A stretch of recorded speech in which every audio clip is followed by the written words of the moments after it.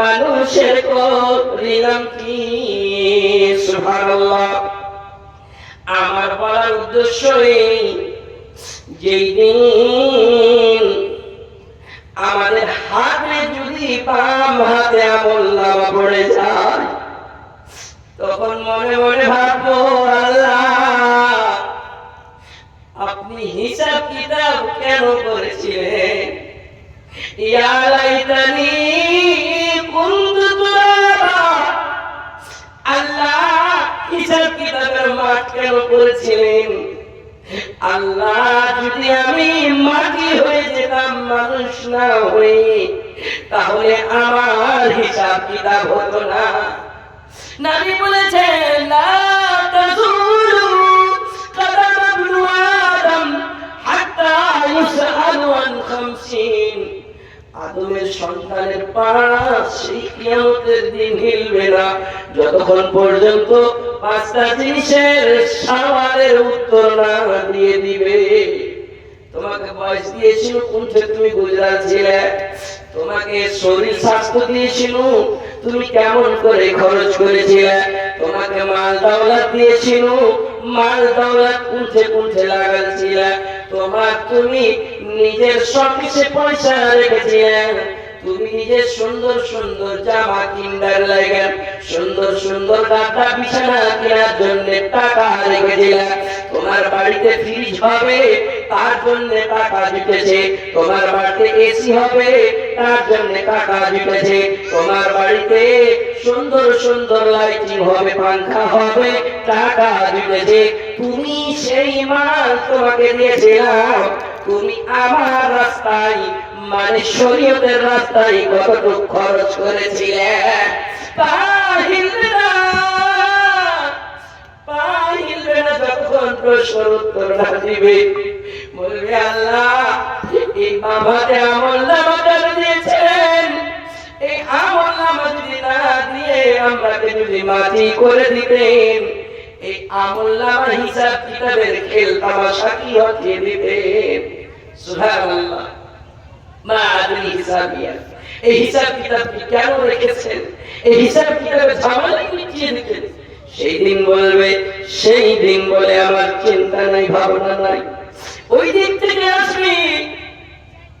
আর আসার পরে আমরা একটা সূরা পড়েছি, আম্মা পাড়ার ভিতরে মহিলারাও জানে, ছোট বড় সবাই জানে।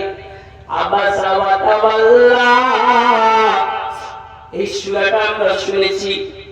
আবাসা ওয়া তাওয়াল্লার শেষ দিকে আপনি যাবেন, 2-4টি আয়াত এমন করে লিখেছেন, ইয়াউমা ইয়াফিরুল মারউ মিন আখিহি ওয়া উম্মিহি ওয়া আবিহি ওয়া সাহিবাতিহি ওয়া বানিহি লিকুল্লি ইমরিইম মিনহুম ইয়াওমাইযিন শাআনুন ইউগনি। সুবহানাল্লাহ।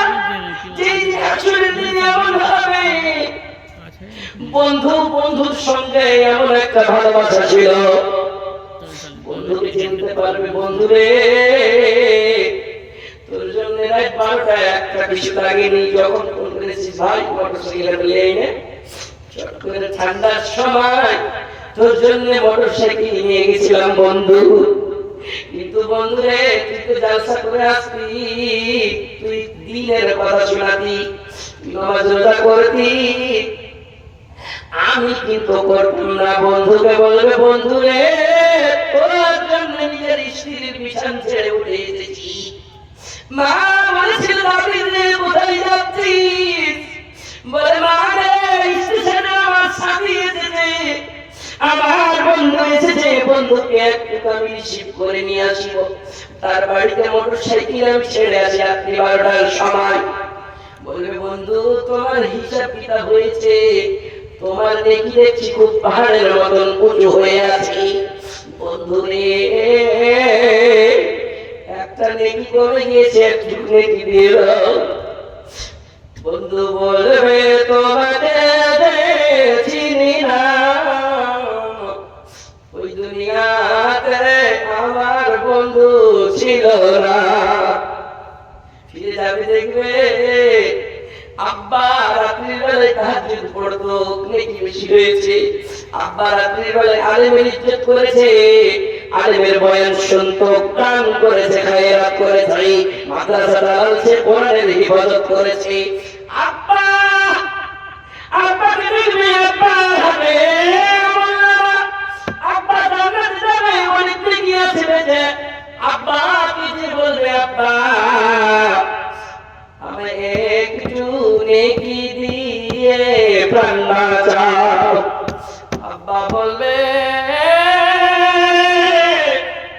তোমাকে চিনি না, ওই দুনিয়াতে আমার ছেলে ছিল না, মিশা গেল জিন্দেগি, হাতে ধরে ছেড়ে দিলাম বন্দেগি, নেকি পাবে যাইতে হবে জাহান্নামে। সুবহানাল্লাহ বলা যাবে না? এমন হবে বলে আব্বা এই কথা কেন বলছেন, এমন কথা বলেন না আব্বা। বাজারে একটা বড় দোকানদারের সামনে আমি যখন ছোট্ট ছিলাম, আমার লোক ধরে আপনি দোকানদারের সামনে নিয়ে যাচ্ছিলেন মসজিদে, আব্বা নামাজ পড়তে যাচ্ছিলেন, আমি রিটার্ন আসছিলাম, রিটার্ন আসার সময় আপনি জোহরের নামাজ পড়তে যাচ্ছিলেন, আপনার পকেটে পয়সা ছিল না আব্বা। সেই দিন মনে করেন আব্বা আমি আপনার ছেলে যাবি, আপনি কেন মনে করতে পারেন না? আব্বা বড় দোকানদারের সামনে যে আমি বলেছি আব্বা একটা কেক নিব, আব্বা একটা কেক নিব আব্বা, সে সময় আপনি বলেছিলেন ছেলে রে আমার পকেটে তো টাকা নাই, আমি পয়সা নিয়ে আসিনি, এই দোকানদারের সামনে আমি বেজ্জত হতে পারবো না। কিন্তু আব্বা আমি জিদ করেছিলাম কেক নিব, আমি জিদ করেছিলাম বিস্কিট নিব, আমি জিদ করেছিলাম চকলেট নিব আব্বা। কিন্তু সে সময় দোকানদারকে যেমনই বলা আব্বা তেমনই চট করে দোকানদার আপনার সঙ্গে এমন কথা, এমন একটা গালি মুখ থেকে বের করেছিল আব্বা, যে গালিটা কোনোদিন বরদাস্ত করা যাবে না আব্বা। আব্বা আমার জন্য গালি খেয়েছেন, আমার জন্য তার সঙ্গে ঝগড়া করেছেন, আমার জন্য বেজ্জত হয়েছেন আব্বা। আজকে কেন একটা নেকি দিবেন না, একটা কেকের জন্য, একটা চকলেটের জন্য কাজিয়া করেছেন, আজকে কেন একটা নেকি দিবেন না? আব্বা বলবে তোমাকে যে চিনি না,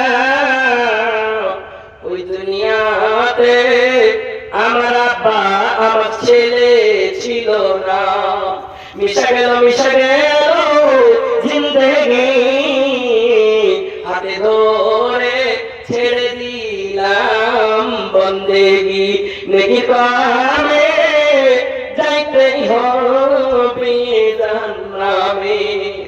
খুব সুন্দর একটা গান আছে, ইনশাআল্লাহ শোনাবো। যেই বাবা কষ্ট করেছে, মা যেই মায়েরা আপনারা বসে আছেন, আপনার বসাকে আমি সালাম করি, আপনার বসার জন্য আমি দোয়া করবো আল্লাহর কাছে। মুসাফিরের দোয়া কবুল হয়, মুসাফিরের দোয়া রাত হয় না। আমি মুসাফির, খুব দূর থেকে এসেছি, মানে সীমান্ত থেকে এসেছি, কিন্তু বাঙ্গাল বিহারের বর্ডারের দিক থেকে, যেহেতু আমি মুসাফির, মুসাফিরের দোয়া কবুল হবে। মা তোমার জন্য দোয়া করবো। মা যে বাপ মা তোমাকে খুব কষ্ট করে মানুষ করেছে, আল্লাহ রাব্বুল আলামিন প্রত্যেক জায়গাতে ভিডিও কল করার জোগাড় করেছে।